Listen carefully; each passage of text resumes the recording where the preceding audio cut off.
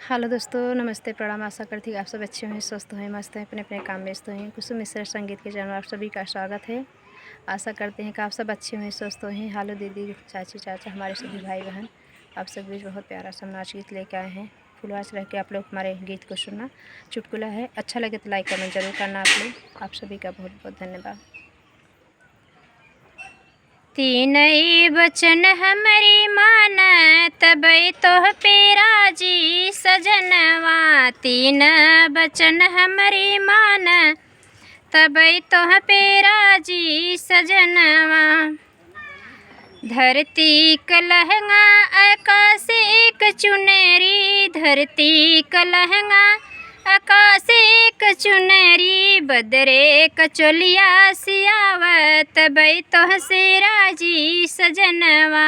बदरे कचोलिया सियावत तबै तोह पेरा जी सजनवा। तीन बचन हमरी मान तबै तोह पेरा जी सजनवा।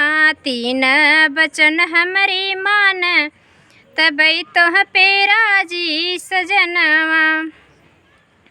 सरसों का तेल तीसी कर बुकवा। सरसों का तेल तीसी कर बुकवा। देहिया में हमरे लगाव तबै तोह पेरा जी सजनवा। देहिया में हमरे लगाव तबै तोह पेरा जी सजनवा।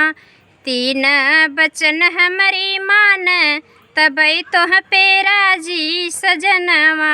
तीन बचन हमरी मान तबै तोह पेरा जी सजनवा। लुटवा क पनिया निमिया के दतुनिया। लुटवा के पनिया और निमिया के दतुनिया।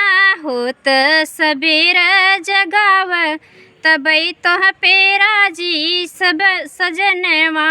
होत सबेर जगाव तबै तोह पेरा जी सजनवा। तीन बचन हमरी मान तबै तोह पेरा जी सजनवा। तीन बचन हमरी मान तबै तोह पेरा जी सजनवा। आप सबको धन्यवाद। हमारा चुटकुला गीत अगर आप सबको अच्छा लगे तो आप लोग ज़्यादा से ज़्यादा शेयर करें और कमेंट में प्यारे प्यारे कमेंट में लिख के ज़रूर बताएं कि आप सबको कैसा लगा। फुलवाचर एक सुना जाए बहुत आना। आप सबका पति पत्नी नोक झोंक रहा है। बहुत बहुत धन्यवाद।